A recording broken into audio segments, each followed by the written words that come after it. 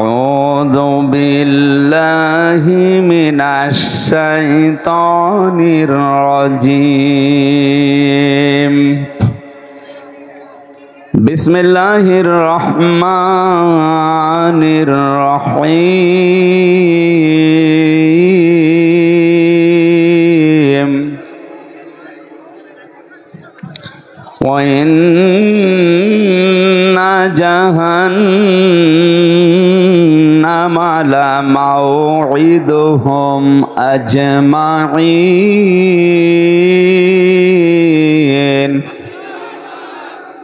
লাহা সাবআতু আবওয়াব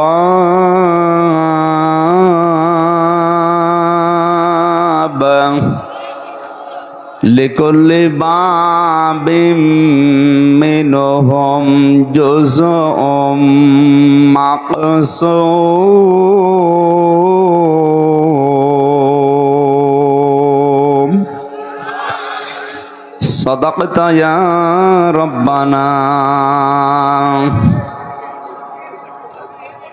عن أبي هريرة رضي الله تعالى عنه قال قال النبي صلى الله عليه وسلم من سلم المسلمون من لسانه ويده رواه ابن ماجه. وقال تعالى في شأن رسوله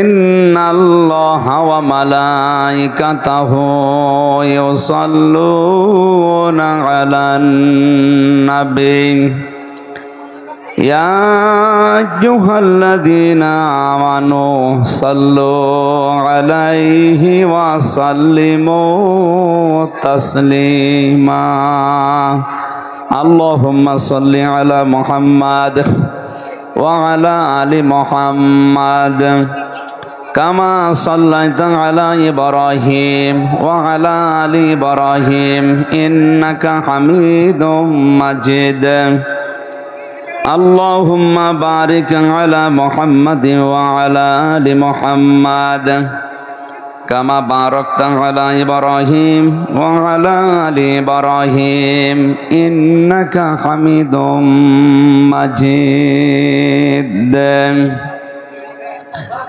দাও খোদা দাও আমায় আবার ওমার দারাজ দিল দাওয়ালির মতো বীর সেনানি জাগাতে নিখিল দাও খোদা দাও আমায় আবার ওমার দারাজ দিল হামজাকে দাও ঘরে ঘরে জীবন দিতে ওয়াকাতরে আবার কাবা ভাঙতে এলে পাঠাওয়া বাবিল দাও খোদা দাও আমায় আবার। গ্রাম ঐতিহাসিক তাফসিরুল কোরআন মাহফিলের স্বনামধন্য সভাপতি বিশিষ্ট আলেমে দ্বীন জনাব মাওলানা মোজাম্মেল হক, সহ সভাপতি জনাব মোহাম্মদ ওহিদুল ইসলাম, সহকারী অধ্যাপক ভবানীগঞ্জ মহিলা ডিগ্রি কলেজ, প্রধান অতিথি মাননীয় জাতীয় সংসদ সদস্য জনাব অধ্যক্ষ মোহাম্মদ আবুল কালাম আজাদ, আতালাল্লাহু উমরাহু ওয়া বারাকাল্লাহু ফি হায়াতি, বলেন আমিন। বিশেষ অতিথি অত্র এলাকার কৃতি সন্তান জনাব অ্যাডভোকেট মোহাম্মদ জাকিরুল ইসলাম শান্টু, সহ সভাপতি রাজশাহী জেলা আওয়ামী লীগ ও সাবেক চেয়ারম্যান বাগমারা উপজেলা পরিষদ। এখানে অনেকগুলো মানুষের নাম এসেছে, বিশেষ করে অধ্যক্ষ এস এম জিয়াউদ্দিন টিপু সাহেব, জনাব মোহাম্মদ জাহাঙ্গীর আলম হেলাল, জনাব আবু বকর মৃধা মনসুর, জনাব মোহাম্মদ আনোয়ার হোসেন। রাফা'না লাকা যিকরাক, শুধু দুনিয়া না, আখেরাতেও ইনাদের মর্যাদা আমরা কামনা করি, আল্লাহ যেন দান করেন, বলেন আমিন। প্রধান সমন্বয়ক, আপনাদের এলাকার সন্তান, বিশিষ্ট চিকিৎসাবিদ জনাব ডক্টর মোহাম্মদ আব্দুল বারী, পরিচালক ভবানীগঞ্জ ক্লিনিক, এতক্ষণ যারা আলোচনা রাখলেন ইসলামিক চিন্তাবিদ, মুফাসসিরে কোরআন, এলাকার সন্তান হাফেজ মাওলানা কারি আফতাব আহমেদ, মাওলানা আব্দুর রশিদ, হাফেজ মাওলানা জাকিরুল ইসলাম, আলেমদের মর্যাদা কামনা করছে আল্লাহ যেন আরো বাড়িয়ে দেন, বলেন আমিন। মঞ্চে বসা ওলামা একরাম, সামনে বসা মুসলমান ভাইরা, পর্দার আড়ালের সম্মানিতা মা এবং বোনেরা, প্রশাসনের ভাইরা, প্রাণ প্রিয় রাজশাহীবাসী, দল মত নির্বিশেষে কোরআনের এই অনুষ্ঠানে যারা এসেছি, আমরা এই প্রচণ্ড গরমে যে ইবাদতে কষ্ট বেশি ওই ইবাদতে সওয়াব বেশি।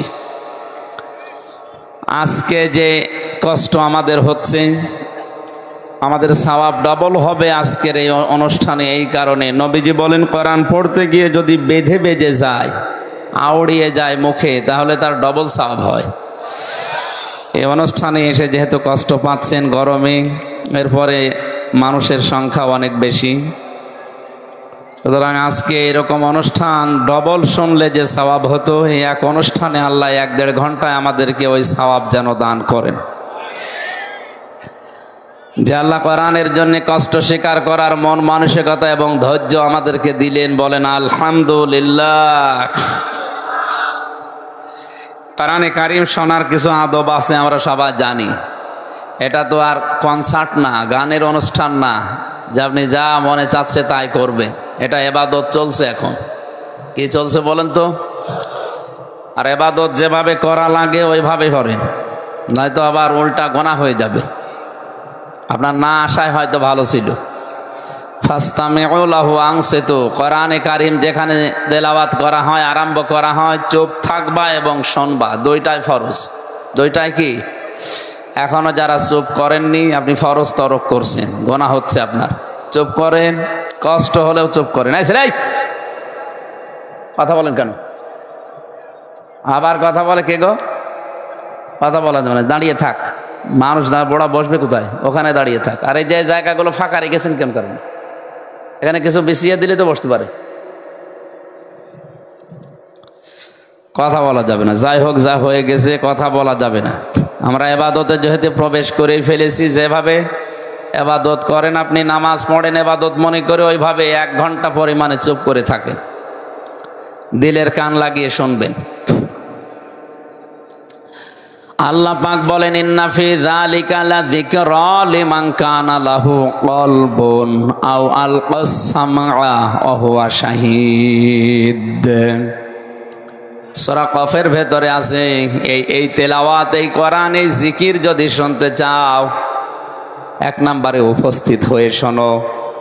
প্রশ্ন আসতে পারে, সেই বাড়ি আমার এখান থেকে 20 কিলোমিটার দূরে, এত দূর কষ্ট করে এখানে আসা লাগবে কেন? ওখানে তো মোবাইলে লাইভ আমি দেখতেই পাচ্ছি। না, মুরগির কোন মানুষ যখন কোরআন শোনার জন্য বাড়ি থেকে বের হয়, আর আমরা এই নিয়তে যারা এসেছি, যদি আমাদের 2টা বিষয় থাকে যে আল্লাহ আমি আজকে তাওবা করে ভালো হয়ে যাব, কি করে? এখানে কেউ আসবেন না, বসেন, কিচ্ছু লাগবে না। আমি বুড়ো মানুষ না যে বারবার চা দেবেন পানি দেবেন। ও দাঁড়িয়ে থাকার দরকার নেই, বসে থাকেন।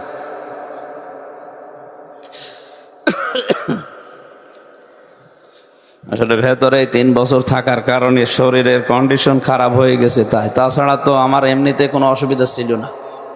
কি খেয়েছি না খেয়েছি, এক ঘরের ভেতরে শরীরটা ভেঙে গেছে। এখন স্বাভাবিক হতে আরো সময় লাগবে। বের হওয়ার পরে ডাক্তার দেখিয়েছিলাম, উনি বলেছিল আপনি 12 ঘন্টা করে ঘুমাবেন। 12 ঘন্টা, 12 মিনিট ঘুমাতে দেয় না মানুষ, 12 ঘন্টা। কাল গেছিলাম সে বরিশাল মেহেন্দিগঞ্জ, অনেক ভেতরে, গৌরীপুর বলে এক এলাকায়। ওখান থেকে রাত 11:30টায় গাড়ি ছেড়ে, দিনের বেলায় অনুষ্ঠান ছিল ওই বাগমারা কেশরহাটের কোন এলাকায় যেন, বানইল, ওখানে এসে আসরের নামাজ পড়েছি, সারা দিন সারা রাত গাড়িতে, এরপরে আবার এখানে। শরীর সাপোর্ট করলে আমার কিছু দরকার হবে না ইনশাল্লাহ। দোয়া যাচ্ছে আপনাদের কাছে, আল্লাহ যেন আমাকে সাপোর্ট করেন। রাজশাহীবাসী, কোরআনে কারিমের প্রতি এই মহব্বত দেখে আমার একটা কথা মনে হচ্ছে, সূক্ষ্ম যে ষড়যন্ত্রগুলো এদেশে কোরআনের বিরুদ্ধে চলছে, আমি বিশ্বাস করি কিয়ামতের আগে দেশে এগুলো সফল হবে না। আল্লাহ যেন আমার এই বিশ্বাসকে সত্যে পরিণত করেন, বলেন আমিন। হ্যাঁ, কোরআনে কারিম যারা শুনতে এসেছি, বিশ্বনবী মুহাম্মদুর রাসূলুল্লাহ সাল্লাল্লাহু আলাইহি ওয়াসাল্লাম আয়াতের তাফসীর করতে গিয়ে তিনি নিজেই জানিয়েছেন, যারা উপস্থিত হয়ে শোনে, এই আশ্চর্য গো, এত কানে আওয়াজ আসলে তোমার কথা ভুলে যাবে।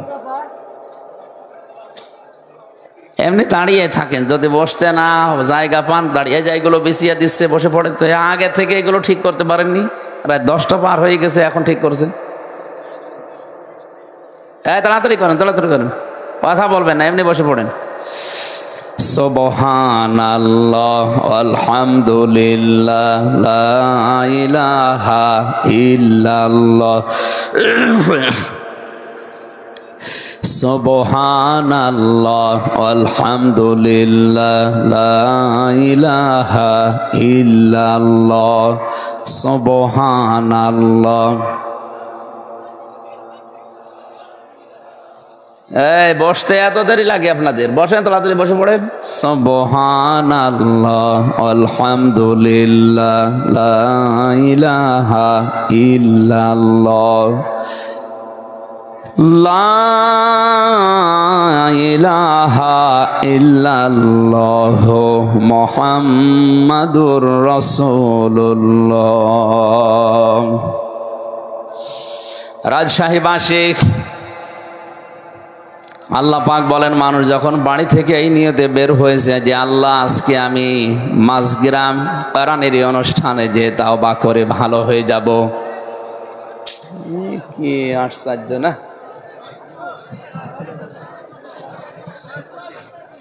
বলতে তো থাকবো, ভুলে যাচ্ছি তো।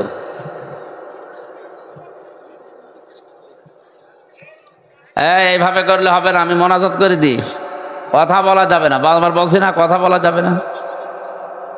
ইশারায় কাজ করেন ভাই, কথা বলা যাবে না। মাপ চাই আপনাদের কাছে, দোয়া চাই, কথা বলা যাবে না।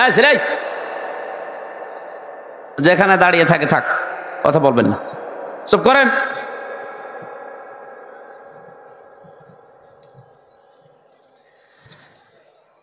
কোরআনে কারীম জানিয়েছে, ইল্লা মান তাবা ওয়া আমানা ওয়া আমিলা আমালান সালিহান ফাউলাইকা ইউবাদদিলুল্লাহু সাইয়্যাতিহিম হাসানাত ইলা আখির আয়াত। আল্লাহ পাক সূরা ফুরকানের এই 70-71 নাম্বার আয়াতে জানিয়েছেন, কোন মানুষ যদি এই নিয়ত করে বাড়ি থেকে আসে, আল্লাহ আমি আজকে তাওবা করে ভালো হয়ে যাব। এখানে আমার প্রশ্ন আলেমদের কাছে, তাওবা আর ইস্তেগফার এটা কিন্তু এক জিনিস না। এই দুইটার শব্দ অক্ষর আলাদা আলাদা। ইস্তেগফার আপনি সব সময় করতে পারেন, আস্তাগফিরুল্লাহ আস্তাগফিরুল্লাহ, আল্লাহুম্মা গফিরলি, আল্লাহ আমাকে মাফ করে দাও। কিন্তু তাওবা যদি কেউ করে, আল্লাহ পাক গ্যারান্টি দিয়েছেন, তাওবা করলে ওর পেছনের যে অপরাধগুলো ছিল আমি আল্লাহ শুধু মাফ করে দেই না, ওই জায়গাটা পুরা ফাঁকা হয়ে যায়, পুরাটা নেকি দিয়ে ভরাট করে দেয়। আমার বয়স এখন 33 বছর। এই 33 বছরে যত অপরাধ জানা না জানা আমি করেছি, আজকের এই ময়দানে যদি সত্যিই তাওবা করার নিয়তে আমি বসি, আর যদি তাওবা করতে পারি, আর তাওবার উপরে যদি সত্যি সত্যি টিকে থাকতে পারি, কোরআনে কারীম গ্যারান্টি দিচ্ছে, ফাউলাইকা ইউবাদদিলুল্লাহ, আল্লাহ যেন নিজের কুদরতি হাতের আঙ্গুল এভাবে দেখিয়েছেন। এটা তাফসীরে হাক্কানীতে পাবেন।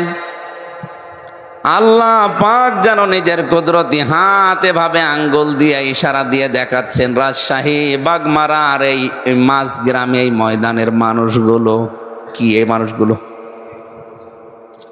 যারা তাওবা করার নিয়তে বসে আছে, ফাউলাইকা ইউবাদদিলুল্লাহ বাদদালা ইউবাদদিলু তাবদিলান ফাহুয়া মুবাদদিলুন, এটা বদল হয়ে যাবে, পাল্টিয়ে যাবে, পরিবর্তন হয়ে যাবে।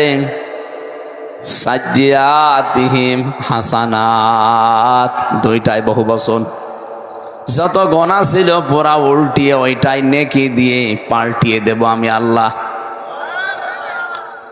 এবার আমাদের প্রশ্ন হচ্ছে তাওবা ইস্তেগফার তো সব সময় করছি, আল্লাহ আমারে মাফ করো, আমাকে মাফ করো, আস্তাগফিরুল্লাহ। গফার থেকে শব্দটা ইস্তেগফার বা ইস্তেফাল, আর তাওবা এটা কিন্তু ওই শব্দ না। আপনি যদি সত্যি এখানে বসে আজকে তাওবা করার নিয়ত করেন, কত বড় বিশাল একটা বেনিফিট পাওয়া যাচ্ছে।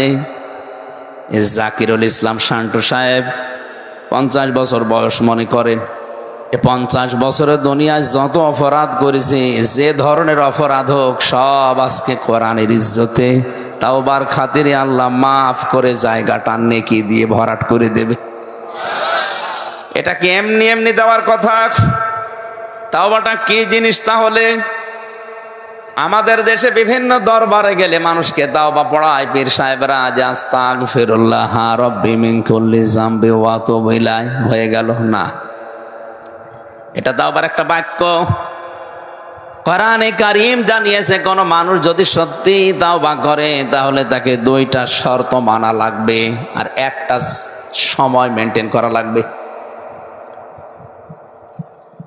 সূরা জুমার 24 নম্বর পারার 3 নম্বর পৃষ্ঠার 12 নম্বর লাইনের 53 নম্বর আয়াতে আল্লাহ দলিল দিয়েছেন, আমরা তাওবা যদি করতে চাই শর্ত মানা লাগবে কয়টা? আরো জোরে বলেন। সময় একটা। শর্তগুলো কি কি এবার দেখেন তো। এত বড় বিশাল লাভের জিনিস আল্লাহ আমাদেরকে ময়দানে আসার কারণে দিচ্ছে, এটা খেলা করার জন্য না। ওয়ানিবু ইলা রাব্বিকুম ওয়াসলিমু লাহু মিন ক্বাবলি আইয়াতিয়াকুমুল আযাবু সুম্মা লা তুনসারুন। এটা তাফসীরে ফি জিলালিল কোরআনে পাবেন। সাইয়্যিদ কুতুব শহীদ রহমতুল্লাহ আলাইহি তাফসীর করতে গিয়ে লিখেছেন, কোন মানুষ যদি সত্যি তাওবা করে তাকে ফিরে আসা লাগবে 1 নম্বরে আল্লাহর দিকে। কার দিকে?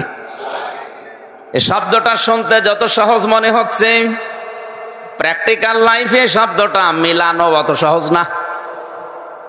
কোন মানুষ যদি বলে আল্লাহ আমি তোমার দিকে ফিরে আসলাম, এ কথা বলার কারণে তার জীবনে অনেক কিছু ছাড়া লাগতে পারে। কথার ওজন টের পাচ্ছেন আপনি? না না, কথার ওজন টের পাওয়ার কথা আলেমদের। এ পৃথিবীতে কেউ যদি বলে আল্লাহ আমি তোমার দিকে ফিরে আসলাম, ওর জীবনে বহু জিনিস ছেড়ে দেওয়া লাগতে পারে। হয়তো এতদিন লাল পানি খেয়েছে, অনেক আনন্দে ছিল, ওই লাল পানি ছেড়ে দেওয়া লাগবে না? লাগবে না? এতদিন মেয়ে বউ বেটার বউকে বেপরদায় চালিয়েছে, কেউ যদি বলে আল্লাহ তোমার দিকে ফিরে আসলাম, ওইটাও ছেড়ে দেওয়া লাগবে। আর ওইটা ছেড়ে দেওয়া কি অত সহজ? আপনি যদি আজকে যে বলেন আমি আল্লাহর দিকে ফিরে এসেছি, তওবা করে এসেছি ময়দান থেকে, আর তোমাদেরকে এভাবে রাস্তায় যেতে দেব না, এমনও বউ আছে বলবে তোর ভাত আমি খাবো না। শব্দটা বলা যত সহজ ছিল, প্র্যাকটিক্যালি মিলানো অত সহজ।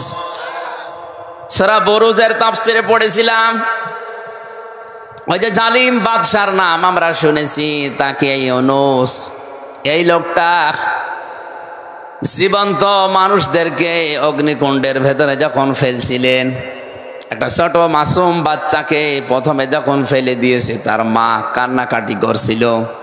আগুনের ভেতর থেকে বাচ্চাটা আওয়াজ দিচ্ছে, মা এটা আগুনের কুণ্ডলী না, এটা ফুল বাগান। তুমিও আমার মতো লা ইলাহা ইল্লাল্লাহ শব্দটা উচ্চারণ করে চলে আসো, আমার মতো তুমিও বাগানে থাকতে পারবে। এ দৃশ্য দেখে ওই বাদশার যে মন্ত্রী ছিল সেও ছিল জালেম। এ দৃশ্য দেখার পরে চিন্তা করছে, প্রচন্ড অগ্নিকুণ্ডের ভেতরে, এ প্রজ্বলিত আগুনের ভেতরে যদি এ কালিমা পড়ার পরে ফুল বাগান মনে হয়, আমার জীবনের মন্ত্রিত্ব পাওয়ার পরও আমি এরকম বাগান পাইনি। আমি আজকেই তাওবা করলাম, আমি ফিরে আসলাম। বাদশার কানে কথা যাওয়ার সঙ্গে সঙ্গে তার মন্ত্রিত্ব থেকে তাকে বাদ দিয়ে দিয়েছে। এত বড় কঠিন জিনিস হারানোর পরেও কিন্তু সে তাওবা ত্যাগ করেনি। আর আপনি আজকে এখান থেকে আনিব ইলা রব্বিকুম এ শব্দ শোনার পরেই মনে করছেন তো সহজ শব্দ, আল্লাহর দিকে ফিরে আসা, এ আর কি আপনি মিলিয়ে দেখেন আপনার জীবনে কত কিছু ছেড়ে দেওয়া লাগতে পারে। 2 নাম্বার শর্তটা আরো কঠিন, আসলিমু লাহু, আত্মসমর্পণ করা লাগবে। এটা শিখিয়েছিলেন আমাদের জাতির পিতা হযরত ইব্রাহিম নবী আলাইহিস সালাম।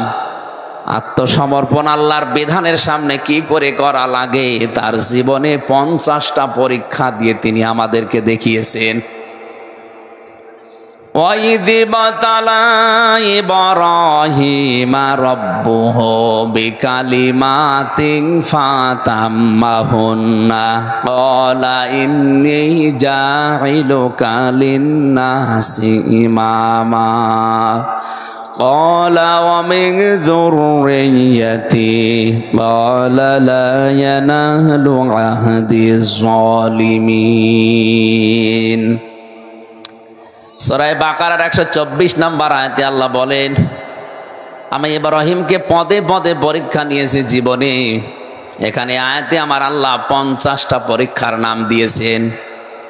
এটা তাফসিরে ফি জিলালিল কোরআনে পাবেন। প্রতিটি পরীক্ষায় হযরত ইব্রাহিম নবী উত্তীর্ণ হয়েছিলেন। তার ঈমানের যে পরীক্ষা ছিল, ঈমানের পরীক্ষা ছিল 10টা, আমলের পরীক্ষা ছিল 30টা, তার খাসলাত বা অভ্যাসের পরীক্ষা ছিল 10টা। এই 50টা পরীক্ষা পড়া কোরআনে আল্লাহ সাজিয়েছেন। আমি জেলখানায় 3টা বছর বসে বসে মাওলানা মামুনুল হকের সাথে আমি এই বিষয়গুলো শেয়ার করে করে সাবজেক্টগুলো বানিয়েছিলাম। 50টা পরীক্ষা যদি তাফসীর আকারে একটা একটা করে বলা হয় 50 দিন লাগবে, এত কথা আছে। ঈমানের পরীক্ষা মহান আল্লাহ তাকে 10টা নিয়েছিলেন।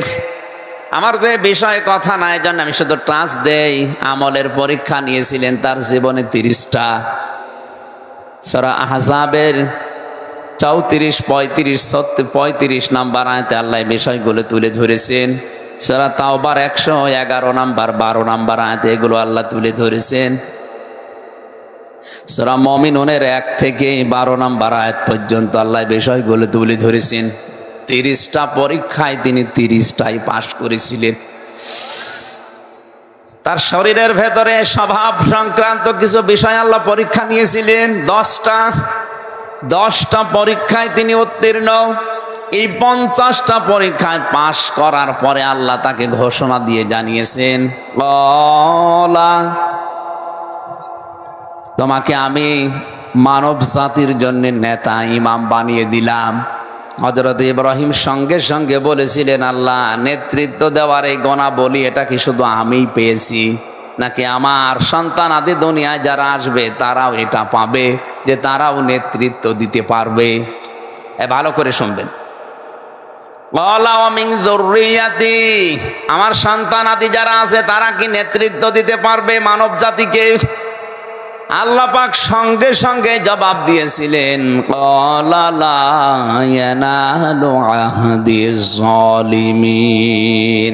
এই যে ইয়ানালু এটা মোসারে, বর্তমান ভবিষ্যৎ, প্রেজেন্ট ফিউচার। আহাদ মানে অঙ্গীকার করা, ওয়াদা করা। আল্লাহ বলেন কোন জালেমের জন্য আমি আল্লাহর কোনো অঙ্গীকার নেই, ওয়াদা নেই। তার মানে আয়াত দিয়ে আল্লাহ ফতোয়া দিয়েছেন কিয়ামত পর্যন্ত কোন জালেম পৃথিবীর মানব জাতির নেতৃত্ব দিতে পারবে না। অথচ আজ পৃথিবীর বড় বড় জালেম যারা, তারাই নেতা হয়ে বসে আছে। তারা আজ ইমানদারদেরকে নিষেধ করে যে তোমরা এ লাইনে আসার দরকার নেই, আরে ভাই, আপনি তো জুলুম করছেন আপনার নফসের উপরে, আপনি জুলুম করছেন আপনার জনগণের উপরে, আপনি জুলুম করছেন ফিলিস্তিনের মানুষের উপরে। আপনার জন্যে এ শব্দটা বলা মানায় না, তোর জন্যে। এই নেতানিয়াহুর মতো এই জঘন্যতম বেয়াদবকে আপনি বলা সাজে না, ওরে বলা লাগবে তুই। তোর জন্য পৃথিবীতে নেতৃত্ব দেওয়াই জায়েজ নেই। তোর অনুসারী দুনিয়াতে যারা আছে তাদেরও নেতৃত্ব দেওয়া হারাম। আপনি কি মনে করছেন ওরা আল্লাহ একজন আছে বিশ্বাস করে না? করে। কেন? অহংকার করে, হিংসা করে শুধু আমাদের নবীকে ওরা মানে নাই, এই জন্য ওদের উপরে আল্লাহ নিজে লানত দিয়েছেন। দলালাত, গমরাহি, এই শব্দটা ওদের উপরে চাপিয়ে দিয়েছেন। প্রতিদিন আমরা লক্ষ লক্ষ মুসলমানেরা ওদের জন্য বরদোয়া করি, গায়রিল মাগদুবি আলাইহিম ওয়ালাদ-দাল্লিন। এই শব্দটা বলা হয় না? 17 ওয়াক্ত নামাজ, 17 রাকাত নামাজ যদি কেউ ফরজ নামাজও পড়ে প্রতিদিন, সুন্নত নফল মুস্তাহাব নাও পড়ে, শুধু ফরজ নামাজ পড়ে, তাও 17 বার এই বরদোয়া আপনি ইহুদি খ্রিস্টানদের উপরে দিতে আসেন 5 ওয়াক্ত নামাজে। আর যদি নফল সুন্নত পড়েন, ওয়াজিব পড়েন, তাহলে কয়েকশো বার আপনার মুখ দিয়ে আল্লাহ একটা কথাই বের করে নিচ্ছে, বলো যে ধর্মে, খ্রিস্টান ধর্মে মুহাম্মদুর রাসূলুল্লাহ আসে নাই, এই কারণে তারা জানার পর অহংকার করে, হিংসা করে মানত না।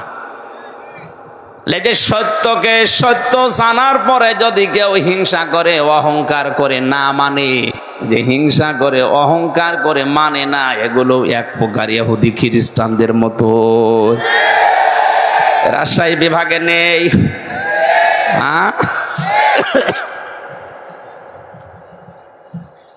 আমি আসলিমর ব্যাখ্যায় ছিলাম। জাতির পিতা ইব্রাহিম আলাইহিস সালাম আসলিমও করেছিলেন যেভাবে, উম্মতি মুহাম্মদি আমরা যারা দাবি করছি যে তাওবা করে ভালো হয়ে যাব, আমরা যদি তার মতো আসলিমও করতে পারি। বিষয় বলেছিলাম, পরীক্ষা নিয়েছিলেন আল্লাহ, তার ভেতরে খাতনা করা একটা, এটা ইব্রাহিম নবীর সুন্নাহ। তাকে যে 10টা বিষয়ে তার শারীরিক পরীক্ষা আল্লাহ নিয়েছিলেন, তার ভেতরে এই খাতনা করা একটা। গাছের মাথায় বসে কোড়াল দিয়ে, কাঠ বাদ দিয়ে খাতনা করে বললেন, আসলামতু লিরাব্বিল আলামিন। হে আল্লাহ, আমি আত্মসমর্পণ করলাম তোমার বিধানের সামনে, এখন আমার নিজের বলতে আর কোনো কথা নেই, তোমার কথাই আমার কথা। রাজশাহীবাসী, এ শব্দটা আমি যত সহজে বললাম, আপনি নিজের বাস্তব জীবনে এত সহজে কি মিলানো সম্ভব? বলেন। সূরা তাওবাতে পড়েছি, আইয়ুহাল্লাযীনা আমানু লা তাত্তাখিযু আবাকুম ওয়া আবনাকুম আউলিয়া ইন ইস্তাহাব্বুল কুফরা আলাল ঈমান ওয়া মান ইয়াতাওয়াল্লাহুম। ওহে যারা বিশ্বাস করো আল্লাহ একজন আছে, কিয়ামত হবে, তারা শোনো, কখনো তোমাদের মা বাবা, তোমাদের সন্তান আদি, স্ত্রী পুত্র, এগুলোকে এরা যদি ইমানের পরিবর্তে কুফরিকে বেশি ভালোবাসে, তাদের সাথে সম্পর্ক রাখা যাবে না। শব্দটা কত কঠিন আপনি জানেন? বদরের ময়দানে পরীক্ষা দিয়েছিল সাহাবায়ে কেরাম এই আয়াতের। হযরত সিদ্দিক আকবর রাদিয়াল্লাহু তাআলা আনহুর সন্তান আব্দুল্লাহ যুদ্ধের পরে এসে বলছে, বাবা আমি কিন্তু জিহাদের ময়দানে বদরে তোমারে পেয়েছিলাম, কিন্তু তুমি আমার বাবা, এজন্য আমি কিছু বলি নাই।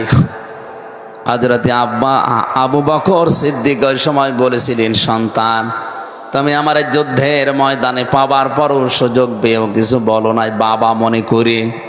আল্লাহর কসম করে বলছে, আমি যদি তোমার একবার দেখতে পেতাম আর আমি যদি সুযোগ পেতাম, কসম ওই আল্লাহর, তুমি আমার সন্তান, এটা আমার মনে থাকতো না।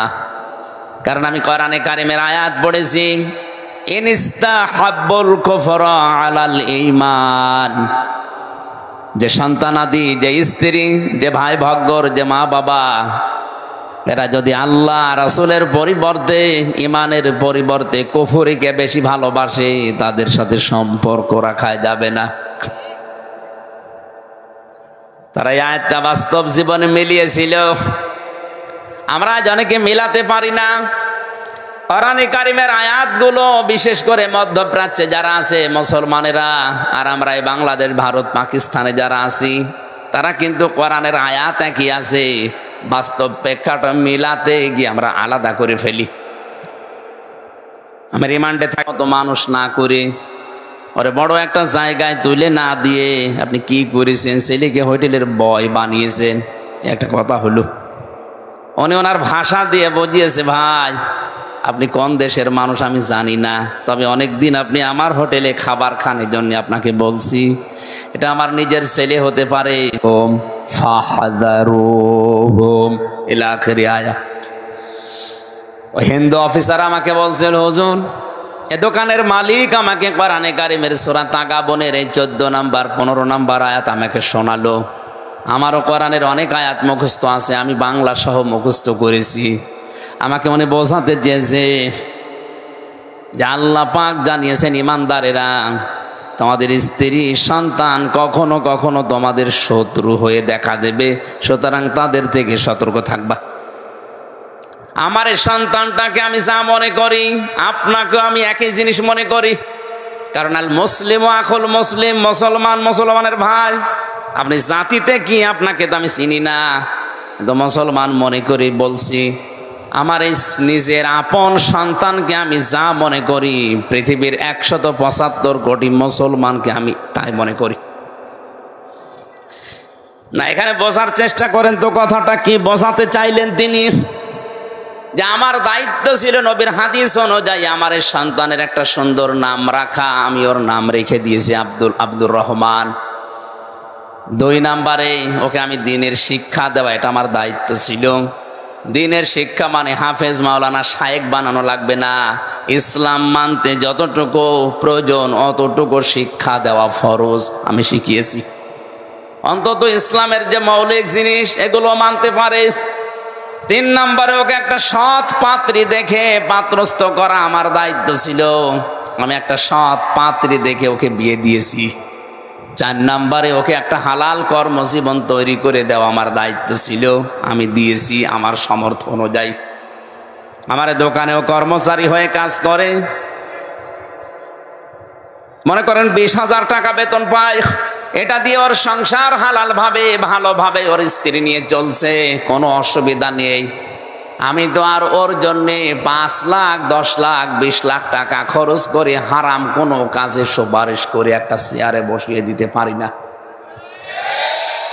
কথাটার ওজন কত আপনি টের পাচ্ছেন? আজ বাংলার 1734 জন মানুষ দায়িত্বে আছে। এই ওমানের এই দোকানদার মুসলমানের মতো যদি এদের মন মানসিকতা তৈরি হয়ে যেত, এই দেশে ঘুষ নেওয়ার জন্য পিটিয়েও লোক পাওয়া যেত না। তিনি কি বোঝাতে চেয়েছেন? যে আমার এই সন্তানের উপরে হাদিস অনুযায়ী 4টা দায়িত্ব ছিল আপনার, আমি পালন করেছি। আমি কোরআনের আয়াত সামনে রেখেছি, যেহেতু আমার শত্রু, ওর থেকে সতর্ক থাকা লাগবে। ওকে এমন জায়গায় আমি তুলে দিতে পারি না যে জায়গায় যে ও যেখানে বসার যোগ্যতা রাখে না, আমি টাকা পয়সা ঘুষ দিয়ে প্রভাব প্রতিপত্তি খাটিয়ে ওই চেয়ারে ওরে বসিয়ে দিলাম।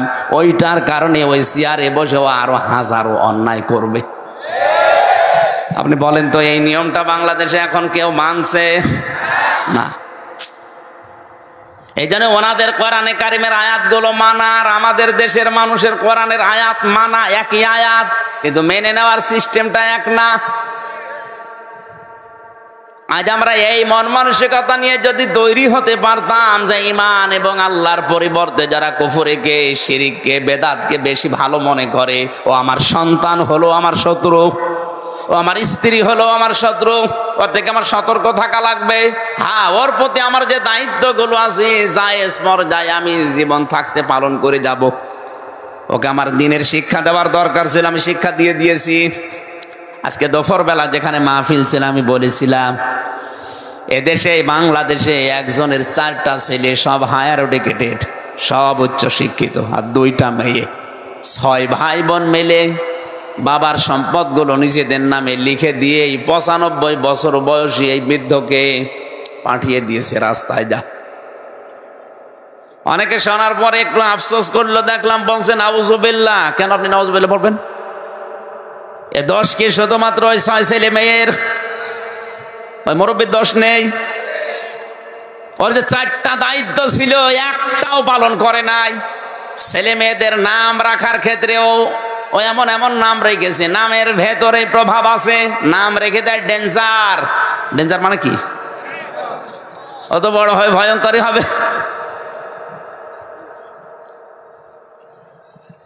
নাম রেখে দিয়েছে বুলেট, ও তো যারে তারে মারবে। নামের একটা প্রভাব আছে।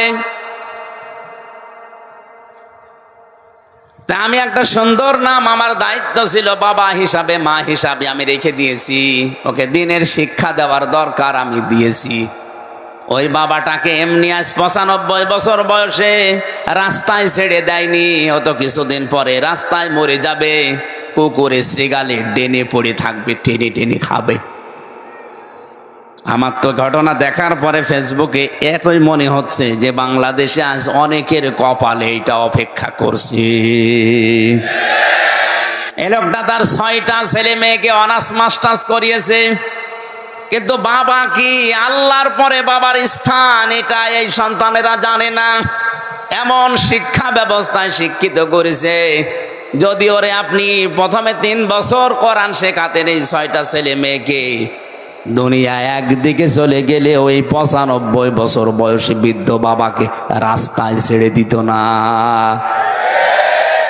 আমাদের শিক্ষা ব্যবস্থায় যেহেতু সিস্টেমগুলো এখন অনেকাংশে নেই, আমরা নিজেরা মুসলিম হিসাবে সচেতন হয়ে, আমি গ্যারান্টি দিচ্ছি আপনাকে, কোরআন সামনে নিয়ে ছেলে মেয়ে হোক 3টা বছর তাকে কোরআনে কারিমের শিক্ষাটায় রাখেন। এরপরে এটাকে ডাক্তার, ইঞ্জিনিয়ার, বৈজ্ঞানিক যাই বানাবেন বানান। ও যত বড় হবে কোনো দিন ও এইটা ভুলবে না যে আপনি কিন্তু আল্লাহর পরে আপনার স্থান। এখনো পর্যন্ত যদি ওই মুরব্বীর মতো রাস্তায় শেষ বয়সে আসতে না চান, ডেনে পড়ে মরে কুকুরের খাবার হতে না চান, ছেলে মেয়েদেরকে এখনো 3 বছর কোরআনে কারিমের শিক্ষায় অভ্যস্ত করেন। দোকানদার ওনাকে বলছে, ভাই আমি 3 বছর আমার কোরআনে কারিম শিক্ষার যে ব্যবস্থা আমাদের শিক্ষা ব্যবস্থায় ছিল, আমার সন্তানকে আমি শিখিয়েছি। ও ইসলামের মৌলিক বিষয়গুলো এখন জানে, যে 5 ওয়াক্ত নামাজ পড়া লাগে, রোজা রাখার আগে রমজানে সম্পদ এই পরিমাণ থাকলে যাকাত দেওয়া লাগে, এই পরিমাণ সম্পদ থাকলে হজ করা লাগে, আল্লাহর পরে মার বাবার স্থান, এই মৌলিক বিষয়গুলোর জানা আছে, আমি ওকে জানিয়ে দিয়েছি। 3 নম্বরে ওকে একটা সৎ পাত্রী দেখে আমি পাত্রস্থ করেছি। বিয়ে দেওয়ার সময় আমি ওর শ্বশুরের কাছ থেকে যৌতুক নেইনি। যে সমস্ত বাবা আর মারা ছেলে মেয়েকে বিয়ে দেওয়ার সময় যৌতুক নেন, আপনি ছেলেকে মেয়ের বাবার কাছে বিক্রি করে দিয়েছেন। আপনি হয়তো টের পাচ্ছেন না গোপনে কি হয়। যৌতুক নিয়ে যারা বিয়ে করে ওরা সারা জীবন ওই স্ত্রী লোকের কাছে গোলামের মতো থাকে। কিছু হলেই কিন্তু রাতে খোঁটা দেবে। এই কথা বলছেন না কেন? আপনি তো ছেলে বিয়ে দেননি, ছেলেকে আপনি বিক্রি করে দিয়েছেন। আমার ছেলেকে আমি ওই করি নাই, আমার ছেলেকে আমি একটা সৎ পাত্রী দেখে যৌতুক নেইনি, বিয়ে দিয়ে এনেছি। আর আমাদের দেশে যৌতুক নেইও। 4 নম্বরে ওকে আমি একটা হালাল কর্মজীবন আমার সামর্থ্য অনুযায়ী তৈরি করে দিয়েছি। আজ বাংলার প্রতিটি বাবা, প্রতিটি দায়িত্বশীল যদি এই মনে করে কোরআনের এই আয়াতটা, সূরা তাগাবুনের এই আয়াতটা মেনে নিত, বাংলাদেশে আল্লাহর কসম ঘুষ চলতো না। প্রত্যেকটি মানুষের ভেতরে এই সেন্স থাকতো যে কার জন্য আমি করব। আমার ছেলের জন্যে, আমার গ্রামের ছেলের জন্যে, কুষ্টিয়ার জেলার ছেলের জন্যে, রাজশাহীর ছেলেও তা, কুষ্টিয়ার ছেলেও তা, আমার নিজের আপন ছেলেও তা, সবই আমার কাছে সমান। শত্রু হলে আমার নিজের ছেলেও শত্রু হতে পারে, শত্রু হলেও কুষ্টিয়ার ওই ছেলেও শত্রু হতে পারে। কথা বলেন না কেন? আল্লাহ আমাদেরকে কোরআনের আয়াতটা এইভাবে অনুধাবন করে মানার তৌফিক দান, বলেন আমিন। হযরত ইব্রাহিম নবী আলাইহিস সালাম যেভাবে আত্মসমর্পণ করেছিলেন, সত্যি সত্যি যদি ওভাবে আল্লাহর 500 বিধান আছে কোরআনে, জানার পরে আপনি মাথা নত করে দেন, স্যালেন্ডার করেন, এই 2টা শর্ত মানবেন। কখন? মিন ক্বাবলি আইয়াতিয়াকুমুল আযাবু সুম্মা লা তুনসারুন। আল্লাহ পাক বলেন ওই আযাব আসার পূর্বে তোমার এই দুইটা শর্ত মানা লাগবে, যখন তোমাদেরকে আর সাহায্য করা হবে না। রাজশাহীবাসী মন খুলে বলেন, আমাদেরকে সাহায্য করা হবে না কখন? মরণের সময়। কখন? বলেন বলেন। আর মরণ তো আসবে 71 সালে। কখন? 41। এখন বসে আসি, দাঁড়াতেও না পারি। কথা বলেন না কেন? সুতরাং আমাকে শর্ত মেনে নেওয়া লাগবে দুইটা, সময় মেনটেন করা লাগবে একটা। শর্ত তো আমরা কম বেশি জানলাম, অনেকে মেনে নেওয়ার সিদ্ধান্ত হয়তো নিয়েছেন যে আল্লাহর দিকে আমি আজকে ফিরে আসব, আল্লাহর বিধানের সামনে আমি আত্মসমর্পণ করব। এতে যদি অনেক কিছু ছেড়ে দেওয়া লাগে আমি রাজি আছি। ইব্রাহিম নবী ছাড় দিয়েছিলেন না? তার বাবাকে ছেড়ে দিয়েছেন। যখন আগুনে ফেলছিল ওই কঠিন মুহূর্তে তিনি তাকিয়ে দেখলেন যে চড়কা আছে, চড়ক গাছ, এটা তার বাবা পর্যন্ত ধরে ঘোরাচ্ছে।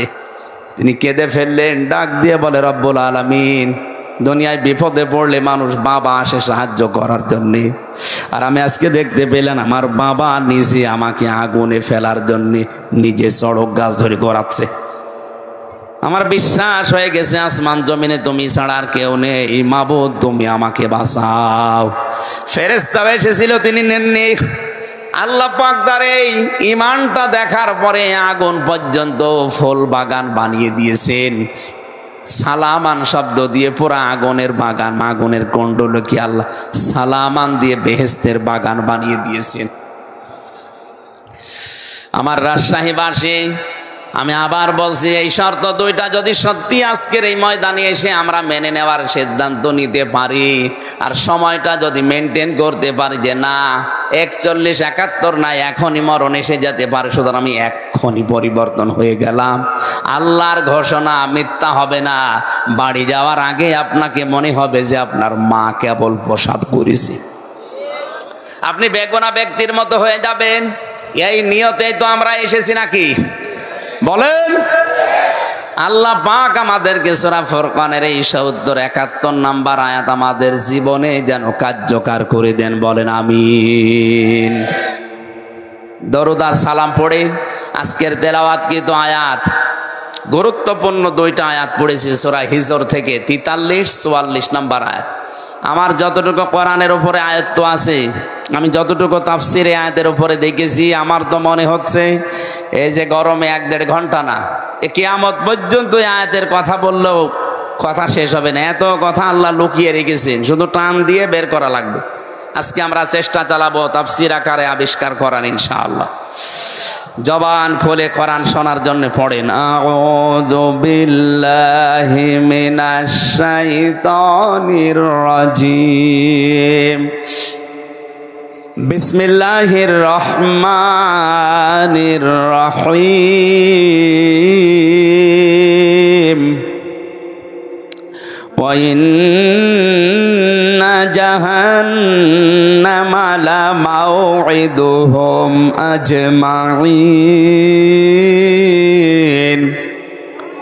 লাহা সাবআতু আবওয়াব লিকুল্লি বাবিম মিনহুম জুজউম মাকসুম।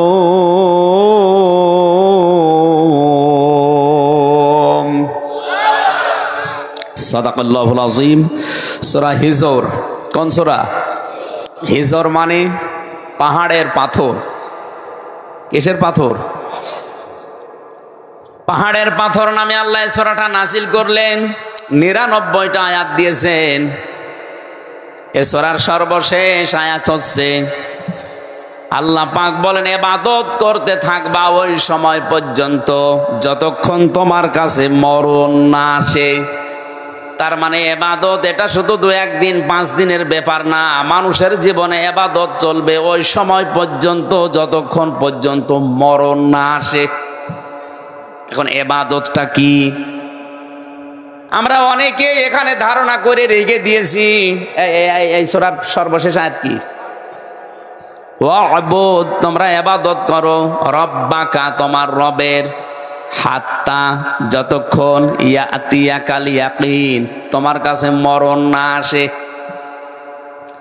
আমি আয়াতের তাফসীর পড়তে গিয়ে কাবির ফখরুদ্দিন রাজি রহমতুল্লাহ আলাইহির 5টা মন্তব্য পেয়েছি। আমি কি তাফসীর আকারে বলবো না কিচ্ছা বলবো?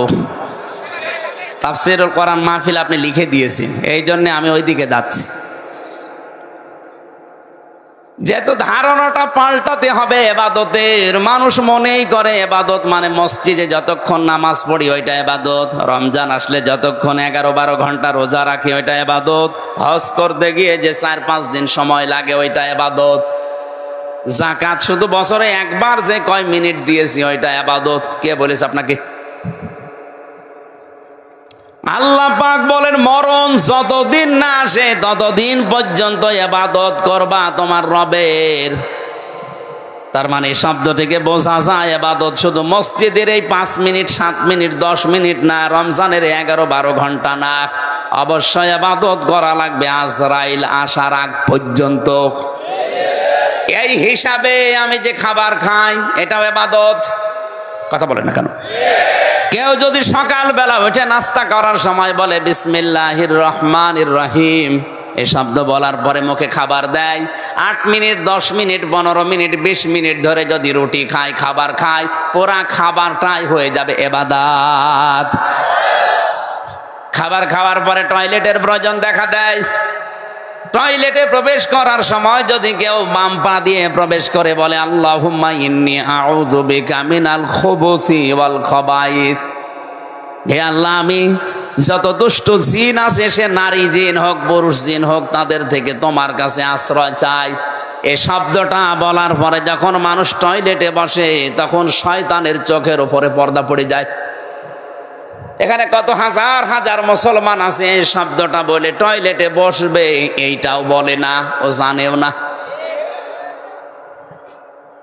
শয়তান কিন্তু জান্নাত থেকে আদম হাওয়াকে বের করে দেবে, এটা তার টার্গেট ছিল না। প্রথমে ওর প্রথম টার্গেট ছিল আদম হাওয়াকে আমি কি করে উলঙ্গ অবস্থায় লজ্জা স্থান দেখব। এজন্য এই শব্দটাকে নবীজি আমাদের শিখিয়েছেন, শয়তান যেন তোমাদের লজ্জা স্থান থেকে আনন্দ করতে না পারে। আজ যারা নিজেদের শরীরকে উন্মুক্ত করে গোপন অঙ্গগুলো মানুষকে দেখি আনন্দ পায়, বুঝবেন ওইটার ভেতরে আর শয়তানের ভেতরে কোনো পার্থক্য নেই। আমরা বাংলাদেশ সহ একটা বিশ্বে একটা প্রাণী দেখি, কুকুর, 1-1.5 হাত লেজ। কথা বলে না কেন? অথচ লেজটা পুরো উল্টো করে দেখিয়ে মানুষকে বলে যা দেখবি দেখ। ও কিন্তু ঢেকে রাখলে রাখতে পারে, এ কথা বলছেন এখন। ও ঢেকে রাখলে রাখতে পারে, লজ্জা স্থান উন্মুক্ত করে মানুষকে দেখে আরো আনন্দ পাচ্ছে। আজ যারা নিজেদের গোপন অঙ্গকে, যে সমস্ত বিষয়গুলো ঢেকে রাখা দরকার ছিল, এগুলো যারা জনগণকে দেখিয়ে উন্মুক্ত করে আরো আনন্দ উল্লাস করে, বুঝবেন এইটা আর কুকুর সমান।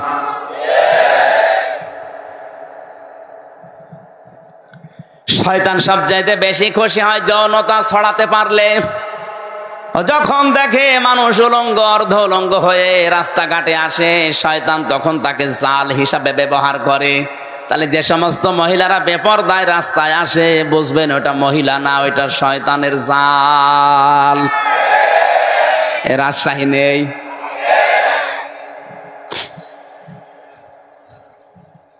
কোন মহিলাকে নবীজি দাজ্জুস বলেন নাই হাদিসে, আর দাজ্জুস লা ইয়াদখুলুল জান্নাহ, এটা মুযাক্কার শব্দ। ওই পুরুষ মানুষ দাজ্জুস যার মেয়ে পর্দার ভেতরে কন্ট্রোলে থাকে না, যার স্ত্রী পর্দার ভেতরে কন্ট্রোলে থাকে না, যার বোন পর্দার ভেতরে কন্ট্রোলে থাকে না, যার মা পর্দার ভেতরে কন্ট্রোলে থাকে না, নবীজি ওই পুরুষকে বলেছেন দাজ্জুস, ওর জন্য জান্নাত হারাম। এই হাদিস অনুযায়ী বাংলাদেশে কত মানুষের উপরে জান্নাতে যাওয়া নিষিদ্ধ, আপনি চিন্তা করে দেখেন। আজকে থেকে আমলটা আমরা ইবাদতটা আরম্ভ করব। টয়লেটে যদি 8 মিনিট 10 মিনিট আপনি সময় ব্যয় করেন, এই দোয়াটা পড়ে বসার সঙ্গে সঙ্গে ইবাদত আরম্ভ হয়ে যায়। বলেন ওইটাও আবার ইবাদত? হ্যাঁ, ওইটাও ইবাদত। ওখান থেকে যখন ডান পা দিয়ে আপনি বের হয়ে বলেন গফরানাক, কি বলেন? কেন বলেন বলেন তো? এই কথাগুলো ভালো করে বুঝুন। কেন আপনি 8-10 মিনিট 15 মিনিট টয়লেটে বসে থাকার পরে ডান পা দিয়ে বের হওয়ার সময় গফরানাকা বলেন?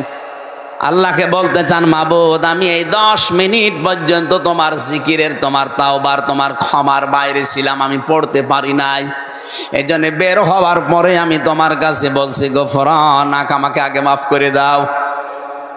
আলহামদুলিল্লাহিল্লাযী, সব প্রশংসায় তোমার। আযহাবা আন্নিল আযা ওয়াফানি, প্রশংসা এই জন্যে করছি যে তুমি আমার পেট থেকে গান্ধা জিনিসগুলো বের করে দিয়ে, এই কষ্টদায়ক বিষয়গুলো বের করে দিয়ে তুমি আমাকে নিরাপত্তা দিলে, স্বস্তি দিলে, শান্তি দিলে। এই শব্দটা শুধু বলা না, বাস্তবে যদি আমার আল্লাহ সত্যি এটা বন্ধ করে দিত, টয়লেট যদি কারো বন্ধ হয়ে যায়, প্রসাব যদি বন্ধ হয়ে যায়, ডাক্তার আছে, আমারও কয়েকদিন আগে চট্টগ্রামে থাকাকালীন বন্ধ হয়ে গিয়েছিল প্রসাব। ডাক্তারকে দেখানোর পরে আমারে বলছে 12,000 টাকা খরচ হবে এটা আবার চালু করার জন্য।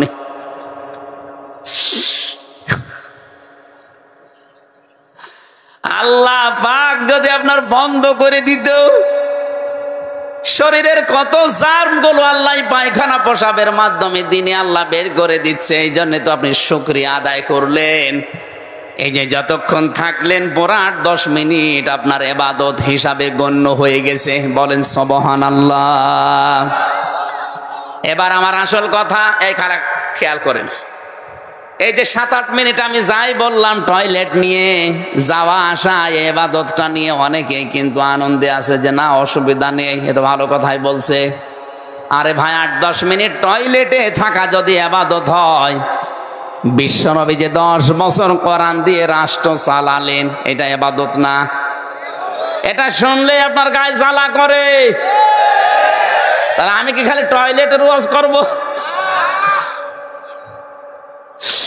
টয়লেটের আদব কায়দা এই কথাগুলো শুনলে খুব ভালো লাগছে। হুজুর আরো বলেন 10 মিনিট ধরে। 10 মিনিটে যদি আপনি এত আনন্দ পান, 10 বছরে আপনার আনন্দ আরো বেশি পাওয়া দরকার। ওই আনন্দটা আমরা দুনিয়ার বিষয় মনে করে ছেড়ে দিয়েছি। এই জন্য আজ তামাম দুনিয়ার মুসলমানেরা জুলুমের শিকার। কথা কত দূর গেল আপনি মনে হয় টের পাননি? টের পেয়েছেন?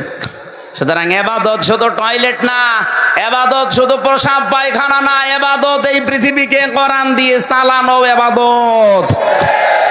যতদিন আজরাইল না আসে এই দায়িত্ব আমাকে পালন করতেই হবে, পালন করাই লাগবে। এই সূরার মূল কথা, শেষের কথা এইটাই ছিল। আমি পড়েছি 43 আর 44 নাম্বার আয়াত। এর উপর প্রথম থেকে আল্লাহ আলোচনা করেছেন আদম আর হাওয়াকে নিয়ে, তাদেরকে বানানো, তাদেরকে সেজদা দেওয়া, তাদেরকে কিছু শেখানো, এই সমস্ত কথাগুলো ছিল। আল্লামা আদম আল আসমা কুল্লাহা সুম্মা আরাদাহুম, এই আয়াতের ব্যাখ্যায় আমরা অনেকেই মনে করি আদম এবং হাওয়াকে মহান আল্লাহ পাক শুধু নাম শিখিয়েছিলেন আদমকে, এই কচু, আলু, পটল, ঝিঙ্গা না।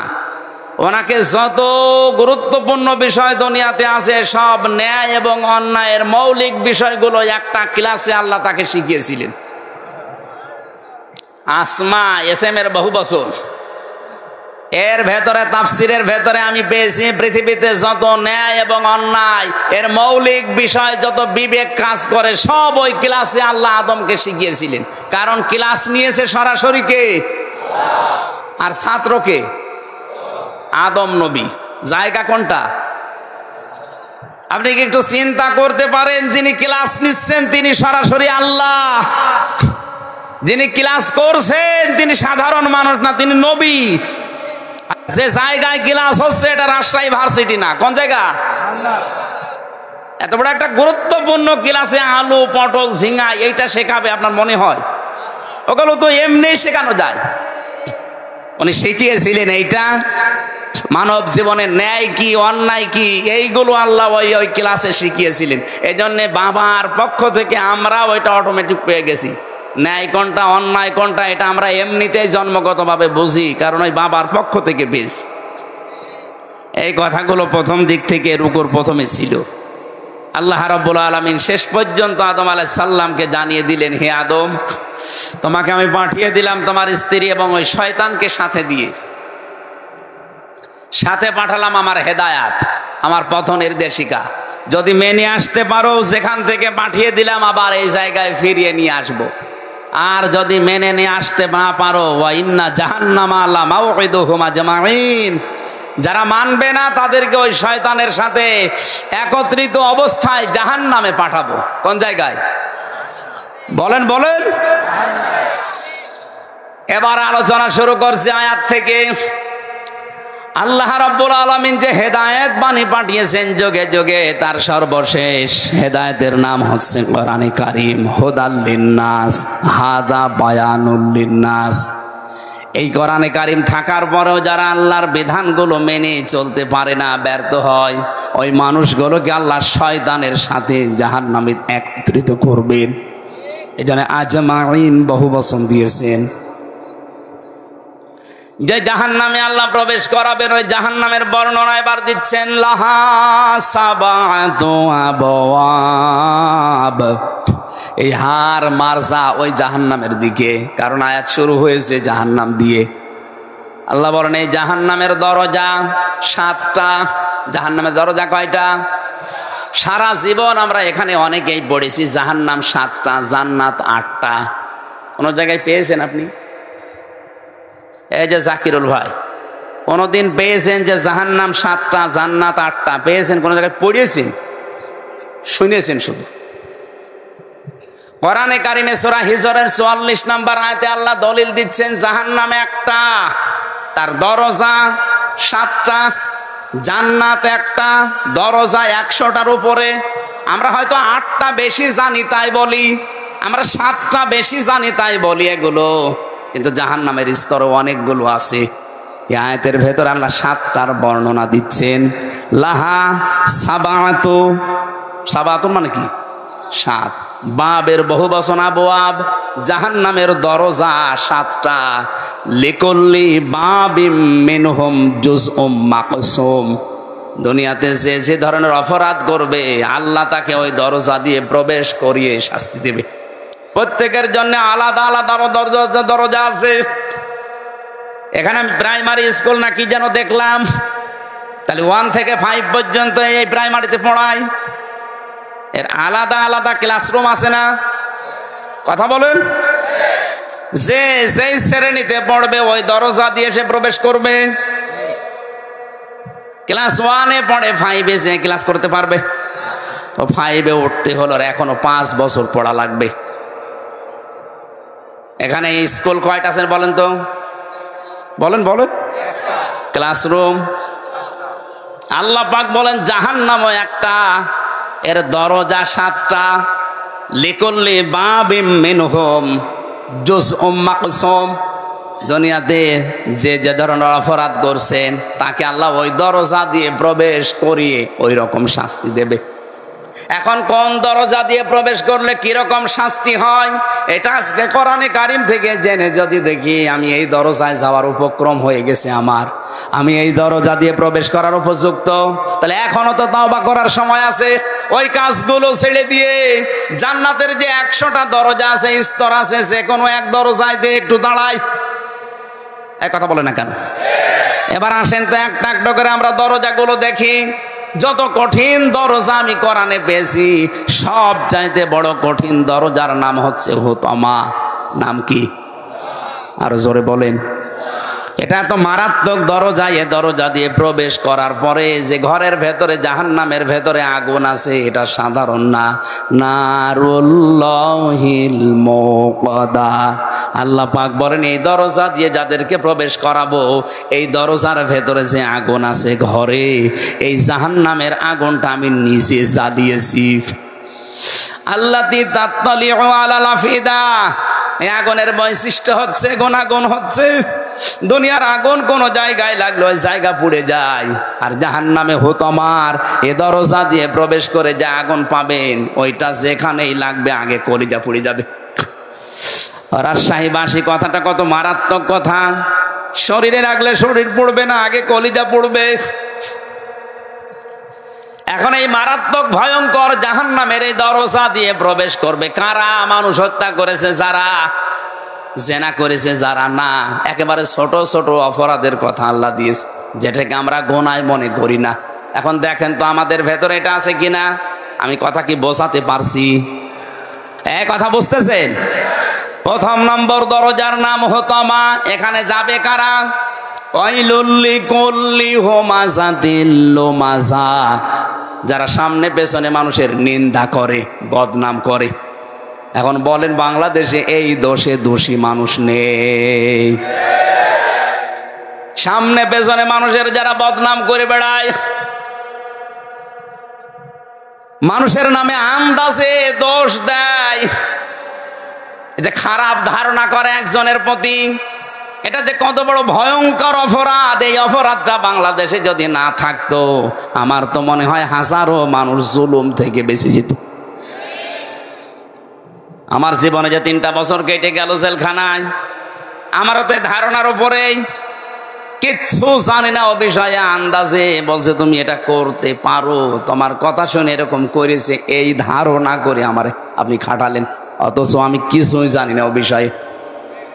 শুধু আমি একা না, হাজারো মানুষ আজ এই ধারণার বশবর্তী হয়ে মিথ্যা অভিযোগে অভিযুক্ত হয়ে অনেকেই বিভিন্ন জেলখানায় আছে। জমি জায়গা নিয়ে মারামারি ছিল, গন্ডগোল ছিল, এখন আর পেরে উঠছে না, করবে কি? 4 বছরের নাতি দিয়ে এর নামে ধর্ষণের মামলা দিয়ে জেল খাটাচ্ছে 7 বছর। আপনার বিশ্বাস না হলে আপনি রাজশাহী চলেন। গাজীপুরের কাশিমপুর কারাগারে আমরা 10,000 মানুষ ছিলাম, 4 জেল মিলে। আমার মনে হয় নারী পুরুষের এই ধর্ষণ মামলাটাই প্রায় ওখানে 3,000।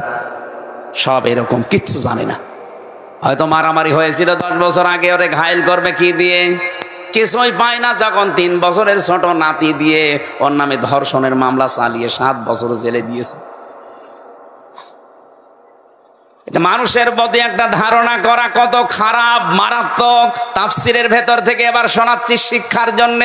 এটা যারা করছেন তারা থামেন, নয়তো আপনার জন্য হোতামা নামক দরজা কিন্তু উন্মুক্ত হয়ে আছে। ওই দরজায় যে ফেরেশতা আছে তার নাম মালেক। নাম কি? ও কিন্তু দাঁড়িয়ে আছে, যেই যাবেন বলবে এদিকে আয়। কেন আসলি হোতামায়? এ জায়গায় কেন আসলি? এটা তো খারাপ জায়গা, আল্লাহ জ্বালিয়েছে আগুন। তুই দুনিয়ায় থাকতে কথাগুলো শুনিস নাই? কাল্লা লায়ুম বাজান্না ফিল হোতামা ওমা আদরাকা মাল হোতামা। আপনি জবাব দিতে পারবেন না, এই জন্য জবাব আমি এখন দিয়ে দেই। আন্দাজে কারো সামনে পেছনে বদনাম করবেন না, উল্টা পাল্টা ধারণা কারো উপরে করবেন না। ধারণা করা এটা যে কত বড় মারাত্মক অপরাধ। ইমাম মালিক রহমতুল্লাহ আলাইহির জামানার একটা কাহিনী আমি তাফসিরে পেয়েছি। একটা মহিলা মারা গেছে, তাকে ধোয়ানোর জন্য পাশের বাড়ির এক মহিলা এসেছে লাশ ধোয়াবে। ভালো করে শিক্ষা নেওয়ার জন্য শুনবেন। টয়লেট পরিষ্কার করিয়েছে, হঠাৎ এই রানের উপরে যে হাত দিয়েছে, হাত গেছে আটকে, আর ছড়ে না। বহু চেষ্টা করছে, কয়েক ঘন্টা ধরে হাত ছড়ছে না। এলাকায় যিনি ইমাম সাহেব ছিলেন তিনি ফতোয়া দিলেন, এক কাজ করেন, এই জীবিত মহিলার তো হাত কাটা যাবে না, এই মরা মহিলার চামড়া কেটে ওখান থেকে বাদ দিয়ে দেন। মৃত মহিলার স্বামী আর সন্তান বলছে, না আমার স্ত্রীও ভালো, আমার মাও ভালো। মারা গেছে সে নেককার মহিলা, তার লাশ কেটে এখন বাদ দিয়ে দেবেন চামড়া, আমরা মানি না। দরকার হয় যদি বেশি প্রয়োজন হয় ওই মহিলার হাত কেটে বাদ দিয়ে দেন। ওই মহিলার স্বামী বলছে, না আমার স্ত্রী নেককার, আমার মন মতো। আমি এখানে একটা প্রশ্ন করছি, আমি স্বামী সহ যত স্বামী বসে আছে, কোরআন আমার সামনে আছে, 100% আল্লাহকে সাক্ষী রেখে গ্যারান্টি দিতে পারবেন যে আপনার স্ত্রী আপনার কাছে 100% মন মতো? হাত তোলেন তো একজন দেখি। আন্দাজে হাত তুললে কিন্তু আমি এই ক্যামেরা দিয়ে জিজ্ঞাসা করব। সম্মানিত মা বড় নামে হাসির খোরাকে দেয় না। থামেন, এত বড় বড় নেতা এখানে বসে আছে, কই হাত তোলা সাহস পাচ্ছে না? জাকির ভাই বলতে পারছে না যে আমার বউ আমার কাছে 100% মন মতো? আমিও পারছি না। আমি ভয়তে হাত তুলি, কারণ রেকর্ড হচ্ছে, ম্যাডাম আমার বাড়ি বসে দেখছি। না। সম্মানিত মা বোনেরা যারা বসে আছেন কারা জানি না বিভিন্ন মহিলা প্যান্ডেলে, আর এটা তো মহিলা প্যান্ডেলে 10,000 20,000 মহিলা না, তাম পৃথিবী এখন লাইভ চলছে, এটা লক্ষ লক্ষ মহিলারা এখন এর সামনে বসে আছে। এখানে যদি 50,000 মানুষ থাকে, একটা বুড়ো মানুষ হাত তুলিস, ও আজ বাদে কাল কবরে যাওয়ার কথা। ও বললেই কি আর না বললেই কি, এতগুলো মানুষ আমরা কেউ যেই বলেছে আল্লাহর দিকে সাক্ষী রেখে বলেন, কেউ আর হাত তুলতে সাহস পাচ্ছে না। তার মানে জান্নাতে যাওয়া মহিলা এখন কম না বেশি? ওই একটার বউ শুধু যাবে। ধন্যবাদ, আলহামদুলিল্লাহ। যাক, বুড়ো মানুষ হলো ভালো, আপনার বউর জন্য আমরা দোয়া করব। আপনি হাসতেছেন, বলেন তো একটা মানুষ বাদ দিয়ে কেউ সাহস পাইল না। এ লোকটা যখন বলেছে আমার বউ আমার মন মতো, আমি হাত কাটতে দেব না, আমি তো এসেছিলাম উপকার করার জন্য, আর এখন আমার এই বিপদে ফেলত, তখন বলছে ঠিক আছে এভাবে থাকো, পোশাক পায়খানা তো প্রয়োজন হয়েছে এই মহিলার, কিন্তু হাত তো ছড়ে না, কি করবে। শেষে ওই দেশের প্রধান বিচারপতি ছিলেন ইমাম মালিক রহমতুল্লাহ আলাইহি, মদিনায় তিনি বাস করেন। ঘোড়ায় নিয়ে তাকিয়ে ঘোড়ায় চড়িয়ে নিয়ে আসা হচ্ছে, এই মহিলার কাছে পর্দা দিয়ে ঘিরে দিয়ে প্রশ্ন করছে ইমাম মালিক, হে আল্লাহর বান্দি, কি কি হয়েছে সঠিকভাবে বলবা, মিথ্যা কথার আশ্রয় নিলে কিন্তু আমি ধরে ফেলবো। ঘোড়া থেকে প্রথম থেকে একটা একটা করে বলছে, আমি এই করেছিলাম, আমি তো আপন মনে এসে লাশ ধোয়ানোর জন্য প্রসাব পায়খানা পরিষ্কার করিয়ে শুধু রানের উপরে হাত দিয়েছি, আর হাতটা আটকিয়ে গেছে। ইমাম মালিক বলছে না, আমার একটা কথা কেমন যেন ছাড় ছাড় মনে হচ্ছে। আর একটা কথা এর ভেতরে আছে গোপন, সত্যি করে বলো কি? আমার কাছে কিন্তু কোরআন আর হাদিসের রাডার আছে, আমি ধরে ফেলবো। ধমক দেওয়ার পরে মেয়েটা বলছে, ইমাম, আমি যখন লাশ ধোয়াতে চাচ্ছিলাম, প্রসাব পায়খানা পরিষ্কার করিয়ে যখন রানের উপরে হাত দিয়েছি, ওই সময় এই মহিলার প্রতি একটা খারাপ ধারণা নিক্ষেপ করেছিলাম। ওকে মনে মনে বলেছিলাম, কাউকে আমি শোনাইনি, মনে মনে আমি বলেছিলাম তুমি তো উপরে ফিটফাট, কিন্তু ভেতরে তোমার তো সদরঘাট। কারণ হচ্ছে এই তোমার বাড়িতে আমি একটা পুরুষ মানুষকে একদিন প্রবেশ করতে দেখেছিলাম, পরবর্তীতে জানতে পারলাম ওইটা আসলেই ওর আপন নিজের বড় ভাইয়ের ছেলে। বলেন তো ভাইয়ের ছেলে ওই মেয়েটার সম্পর্কে কি হয়? ফুফু। কি হয়? ফুফু বোঝেন? 14 জন মহিলার সাথে 14 জন পুরুষের সাথে একজন মহিলার দেখা করা যায় যাচ্ছে কয়জন? তার ভেতরে ভাইয়ের ছেলে নেই। এই কথা বুঝতেছেন? এই যে মাহারাম পুরুষ, এই 14 জনের ভেতরে ভাইয়ের ছেলে, আপন ভাইয়ের ছেলে হলে যায় যাচ্ছে। অথচ এটা আমি না জেনে খারাপ মন্তব্যের উপরে নিক্ষেপ করেছিলাম। আল্লাহর নবী জানিয়েছেন, মাংসালিম আল মুসলিমুনা মিন লিসানিহি ওয়া ইয়াদিহি। আমি হাদিসটা প্রথমে পড়েছিলাম। আল্লাহর নবী জানিয়েছেন ওইটাই তো মুসলমান, যার হাতের দ্বারা মুখের দ্বারা অন্য মুসলমানের নিরাপদ থাকে। তোমার হাতের দ্বারা, তোমার এই মুখের দ্বারা এমন একটা কিছু নিক্ষেপ করেছিলে যেটার দ্বারাই মহিলার উপর একটা কলঙ্কের দাগ পড়েছে তার চরিত্রে, অথচ ওই দোষ এই মহিলা করে নাই। যে পুরুষকে তুমি বের হতে চেয়ে দেখেছিলে ওটা তার আপন ভাইয়ের ছেলে, ওটা তার ফুফু হয়। কি হয় বলেন বলেন? ফুফুর সাথে মায়ের সাথে কোনো খারাপ ধারণা করে মেনে নেওয়া যায়? আর এটা জায়েজ আছে। শেষ পর্যন্ত তুমি যখন এই ধারণাটা মুখ দিয়ে মনে মনে নিক্ষেপ করেই দিয়েছো, মহান আল্লাহ তোমাকে ছাড়ে নাই, এ পাপের শাস্তি দুনিয়ায় পাঠিয়েছে। সূরা নিসা 5 নম্বর পারা 15 নম্বর পৃষ্ঠা 13 নম্বর লাইনের 112 নম্বর আয়াতে এই আয়াতের দলিল আছে, ওমাই ইয়াকসিব খাতিয়াতান আও ইসমান সুম্মা ইয়ারমি বিহি বারিয়ান ফাকাদ হিতামালা বুহতানা ওয়া ইসমাম মুবিন। এটা ইবনে কাসিরে আছে। আল্লাহ পাক বলেন, দুনিয়াতে এমন বহু মানুষ আছে নিজে অন্যায় করে, আর অন্যায়টা যখন হয়ে যায় তখন একটা নিরপরাধ মানুষের ঘাড়ের উপরে দোষটা চাপিয়ে নিজে ভালো সাজে। এই দেশে নেই? এই কথা বলে না কেন? নিজে অন্যায় কাজ করেন, নিজে ঘুষ খান, নিজে সুদ খান, আর একটা নিরপরাধ মানুষের উপরে দোষটা চাপিয়ে দিয়ে তার জীবনটা নষ্ট করে দেন। আল্লাহ বলেন ফাকাদ ইহতামালা বুহতানাও ওয়া ইসমাম মুবিনা। এরকম অপরাধ যারা করে তারা যেন প্রকাশ্য পাপের বোঝা বহন করে নিয়ে বেড়ায়। আজ হয়তো আমরা এটা দেখতে পাচ্ছি না, তাই যদি আদম নবীর ওই শরীয়ত থাকতো তাহলে গোনাগুলো আজ আমরা দেখতে পেতাম, আপনি রাস্তায় বের হতে পারতেন না। বাংলাদেশে বহু মামলা যারা দায়ের করে, এই মামলাগুলোর আয়ু যারা আছে, মামলাগুলোর বাদী যারা আছে, আমার তো মনে হয় হাজারো মানুষ ধরা খেত, রাস্তায় বের হতে পারতো না। তুমি যখন এই অন্যায়টা করেই ফেলেছ, তোমার শাস্তি আছে কোরআনে কারিমে দুইটা। ওয়াল্লাযীনা ইয়ারমুনাল মুহসানাতি সুম্মা লাম ইয়াতু বিআরবা'তি শুহাদা ফাজলিদুহুম সামানিনা ওয়ালা তাকবালু লাহুম শাহাদাতান আবাদা ইলা আখিরি আয়া। সূরা নূরের 4 নম্বর আয়াতটা তিনি তেলাওয়াত করলেন। উপস্থিত স্বামী দুইজন আছে, ওর স্বামী আর মৃত মহিলার স্বামী, দুইজনকে বললেন আমি প্রধান বিচারপতি এই দেশের, কোরআনে কারিম দিয়ে রায় দিয়ে দিলাম, এই মহিলা যদি নিরপরাধ কোনো নেককার মহিলার উপরে জেনার তহমত, ধর্ষণের তহমত, ব্যভিচারের তহমত লাগায়, আর যদি 4 জন সাক্ষী জোগাড় করতে না পারে, তাহলে তার প্রথম শাস্তি 80টা বেত মারা। 2 নাম্বার, কোনো দিন তার সাক্ষী আর কবুল হবে না, আদালতে গ্রহণ করা হবে না। ওর যেহেতু সাক্ষী নেই, তাহলে 80টা বেত মারা লাগবে এখন, আর জীবনে বেঁচে থাকতে ওর সাক্ষী আর আদালতে গ্রহণ হবে না। এই আয়াতটা যদি আজ বাংলাদেশের সংসদে 53 বছর আগে কায়েম থাকতো, এই কথা বলছেন, কত মানুষের সাক্ষী এমনি বাতিল হয়ে যেত। আমরা মামলার চার্জশিট দিয়েছে, বিচার শুরু হবে।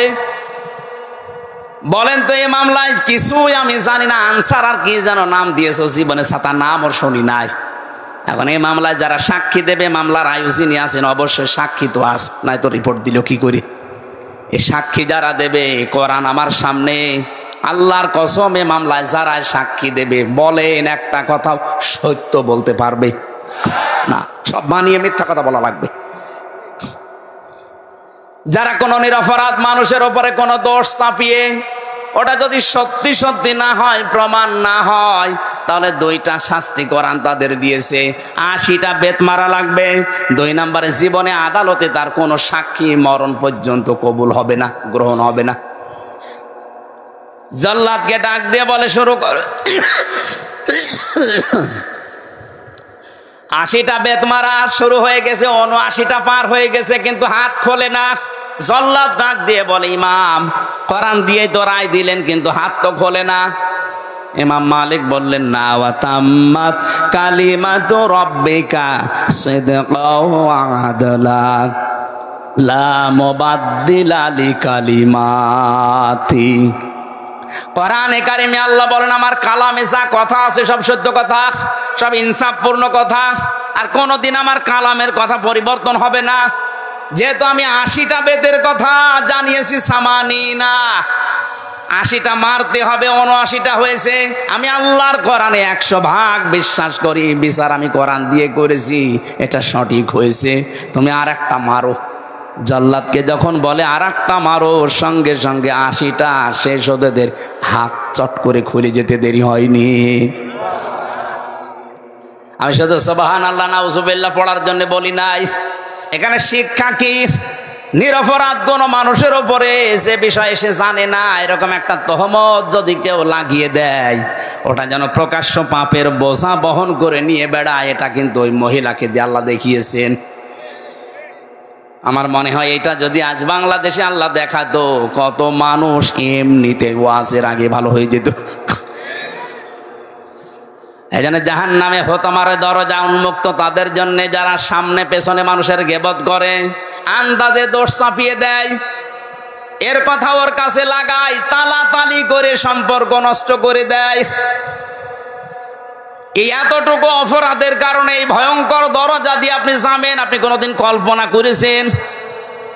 এখানে হাজার হাজার মানুষ, আমার মনে হয় অনেক মানুষ এমন পাওয়া যাবে দুনিয়ার কোনো বিষয় নিয়ে কথাবার্তা বন্ধ করি, আজ 3 দিন 7 দিন 10 দিন 3 বছর কথা বলে না।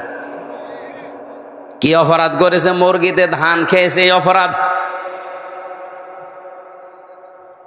না। যারা 3 দিনের বেশি পার হয়ে গেছে কথাবার্তা বলেন না, যদি আজকের এই ময়দান থেকে এটা মিটিয়ে যেতে না পারেন, আর এই অবস্থায় যদি মরে যান, আপনি বেঈমান হয়ে মরবেন। এক্ষুনি মেটানো লাগবে। শুধু ওয়াজ শুনতে আসা না, এখান থেকে ওয়াজ বাড়ি নিয়ে যাওয়া লাগবে। কথাবার্তা বন্ধ করে দিয়েছেন 3 দিনের অধিক, এরকম কেউ থাকলে হাত তোলেন তো। একজন কি কথা বন্ধ করেছেন কোন কারণে?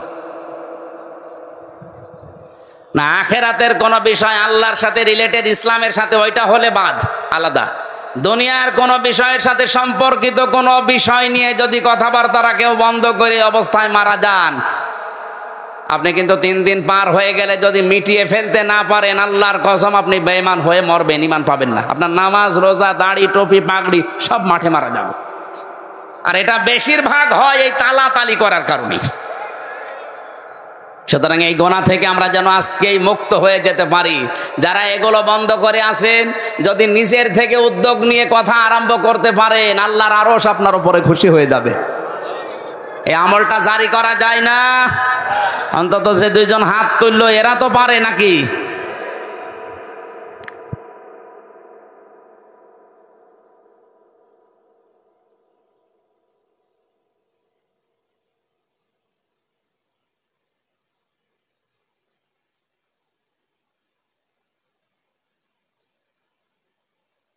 আলহামদুলিল্লাহ, লা ইলাহা ইল্লাল্লাহ, সুবহানাল্লাহ, আলহামদুলিল্লাহ, লা ইলাহা ইল্লাল্লাহ, সুবহানাল্লাহ, আলহামদুলিল্লাহ। এই লাইন দেন না কেন? তাড়াতাড়ি দেন। সুবহানাল্লাহ, আলহামদুলিল্লাহ, লা ইলাহা ইল্লাল্লাহ, লা ইলাহা ইল্লাল্লাহ, মুহাম্মাদুর রাসূলুল্লাহ। সম্মানিত ভাইরা, গরমে যে অবস্থা, আপনারা বসে আছেন, ধন্যবাদ আপনাদেরকে। এখন প্রায় রাত 12টা বেজে যাচ্ছে, তাহাজ্জুদের সময় হয়ে যাচ্ছে। আর 7টা যে বিষয় ছিল এর ভেতরে একটা একটা বলতে গেলে ফজর হয়ে যাবে। আমরা যতটুকু শুনেছি, এই গোনা থেকে অন্তত আমরা যেন আজকেই নিজেকে মুক্ত রাখতে পারি। 2 নম্বর অপরাধ হচ্ছে আয়াতের পরে আল্লাযী জামা মাল ওয়া আদ্দাদা, যারা মাল সম্পদ জমা করে আর বারবার হিসাব করে। ইয়াহসাবু আন্না মালাহু আখলাদা, ও মনে করে চিরস্থায়ীভাবে আমার কাছে থাকবে। এই সমস্ত অপরাধী মানুষগুলো হোতমা নামক দরজা দিয়ে প্রবেশ করবে আল্লাহর চালানো আগুনের ভেতরে। আল্লাহ আমাদের হেফাজত করুন, আমিন। আমি পারিবারিক জীবনে দাম্পত্য কলহ এবং তার সমাধান নিয়ে জেলখানায় বসে 2টা বই লিখেছিলাম। বিশেষ করে যে এইটা পুরুষের জন্য একটা, মহিলার জন্য একটা। পরিবারে কেন অশান্তি হয় এবং এটা মেটানোর 17টা পদ্ধতি আছে। এটা অ্যাপ্লাই করবেন আপনার মেয়েকে, আপনার বউকে, আপনার বোনকে, মাকে দিয়ে। এটা অবশ্যই নিয়ে যাবেন গাড়িতে বা স্টেজে আছে এটা মোনাজাতের পরে নিয়ে ওদেরকে উপহার দেবেন, আমিন। আজকে কালকে আসর থেকে মাগরিব পর্যন্ত 7 প্রকার মানুষকে আল্লাহ ঘৃণা করেন। 27 প্রকার মানুষকে ঘৃণা করেন। আমি সামারাইজ করে 7 প্রকার বানিয়েছি কোরআন দিয়ে। এটা কালকে রাজশাহী বাগমারাতে বলা হবে। কোন জায়গায় যেন? বানিয়া নরদাস, ওখানে আসর থেকে মাগরিব পর্যন্ত আগামীকাল এই 27 প্রকার মানুষের ভেতরে 7 প্রকারের কথা বলবো। আল্লাহ যাদেরকে ঘৃণা করেন ওই জায়গায় কথা হবে ইনশাল্লাহ। আগামীতে নভেম্বর, ডিসেম্বর বা জানুয়ারি, ফেব্রুয়ারিতে এখানে ওই যে কামিল মাদ্রাসা আছে না, ওই জায়গায় ফেব্রুয়ারিতে একটা ডেটের কথা চলছে। আর এই যে আমার মহাসিন ভাই নাকি আবু বকর, কি জানো নাম, আবু বকর মেধা ভাইয়ের একটা দাওয়াত নেওয়ার কথা চলছে। ওনারটা হয়তো এই তাহেরপুর পৌরসভার পাশে কোথায় যেন। আমরা আলাদা আলাদা সাবজেক্টের উপরে কথা বলবো ইনশাল্লাহ। সামনে আসবো, আমরা হেদায়েতমূলক কথা বলার চেষ্টা চালাবো। আমরা ডেট আছে কিন্তু যেখানে সেখানে তো দেওয়া। জাকির ইসলাম ভাই, শান্টু ভাই আমার নগদ 5,000 টাকায় মাহফিলে দিয়েছেন, আল্লাহ যেন কবুল করেন। জাকির ভাইকে আমি অনেক দিন থেকে, প্রায় সেই 14-15 সাল থেকে পরিচয় আমার সাথে, আল্লাহ তাকে ইসলামের জন্য কবুল করুন, আল্লাহুম্মা আমিন। রব্বানা যালামনা আনফুসানা ওয়া ইল্লাম তাগফির লানা ওয়া তারহামনা লানাকুনান্না মিনাল খাসিরিন। এই মোনাজাতটা বসে করেন, বসেন বসেন। মোনাজাতের পরে, গরম তো আমি জানছি, বসেন বসেন, কষ্ট হচ্ছে আমি জানছি। মোনাজাতের পরে বইটা নিয়ে আপনার স্ত্রীকে আর স্ত্রীরা স্বামীকে দেবেন। আমাদের প্রধান অতিথি এমপি সাহেব দোয়া চেয়েছেন, আমরা মোনাজাত করছি। বসেন ভাই, বসেন। রব্বানা লা তুযিগ কুলুবানা বা'দা ইয হাদাইতানা ওয়া হাব লানা মিন লাদুনকা রাহমাতান ইন্নাকা আনতাল ওয়াহ্হাব। রব্বুল আলামিন রাজশাহী জেলার বাগমারা থানার অন্তর্গত মাঝগ্রাম, দক্ষিণ মাঝগ্রাম এলাকাবাসী কর্তৃক আয়োজিত তাফসিরুল কোরআন মাহফিলে হাজার হাজার বান্দা বান্দি একত্রিত হয়ে আমরা চাতক পাখির মতো তোমার কোরআনে কারিম থেকে কথা শুনছিলাম। যতটুকুই শুনেছি আমাদের প্র্যাকটিক্যাল লাইফে আমল করার তৌফিক দাও। এই সওয়াবগুলো নবীজির রওজায় পৌঁছিয়ে দাও। দুনিয়ার মাটির নিচে যারা ঘুমিয়ে আছে এদেরকে ক্ষমা করে দাও। মাহফিলের সম্মানিত সভাপতি বিশিষ্ট আলেমে দ্বীন তোমার বান্দা মাওলানা মোসাম্মেল হককে কবুল করো। প্রধান অতিথি জনাব আবুল কালাম আজাদ সাহেবকে মঞ্জুর করে নাও। জনগণের যে বিশাল দায়িত্ব তার মাথার উপরে, 3.5 থেকে 4 লাখ মানুষের মাথার উপরে দায়িত্ব তার। এই মানুষগুলোর দায়িত্ব ওমরের মতো পালন করার তৌফিক দাও। এত ধোলা উঠছে মানুষের, পানি দেন ভুল করছে। আল্লাহ তাআলা ডাক্তার আব্দুল বারী যে খেদমতে আছে জনগণের ক্লিনিকের মাধ্যমে, এটা তার ইবাদত হিসাবে মঞ্জুর করে নাও। আমার জাকিরুল ইসলাম শান্টু ভাই সহ জনাব ওহিদুল ইসলাম সহ নাম না জানা যত মানুষ এখানে আমিন আমিন করছে, আমাদেরকে খালি হাতে ফেরত না দিয়ে হাতটা ভরে দাও। সম্মানিত মা বোনদেরকে তুমি ফাতেমার মতো, আয়েশার মতো বানাও। এ মাহফিল যাদের মাধ্যমে এসেছি, হাফেজ আব্দুর রশিদ সহ, আফতাব আহমেদ সহ নাম না জানা যত আলেম এখানে বসে আছে, আলেমদেরকে আলেম হিসাবে তুমি কবুল করো। আগামীতে এই মাহফিলটা কোরআনের জন্য বিশাল আকারে মঞ্জুর করে নাও। কখনকার মরণ আসে আমরা জানি না, একবার হলেও যেন তোমার এই কালামটা পড়তে পারি, লা ইলাহা ইল্লাল্লাহু মুহাম্মাদুর রাসূলুল্লাহ। এই যে বইটা স্টেজে পাওয়া যাচ্ছে, এখান থেকে নিয়ে আপনার স্ত্রীকে আর স্ত্রীরা আপনার স্বামীকে, আপনার ভাইকে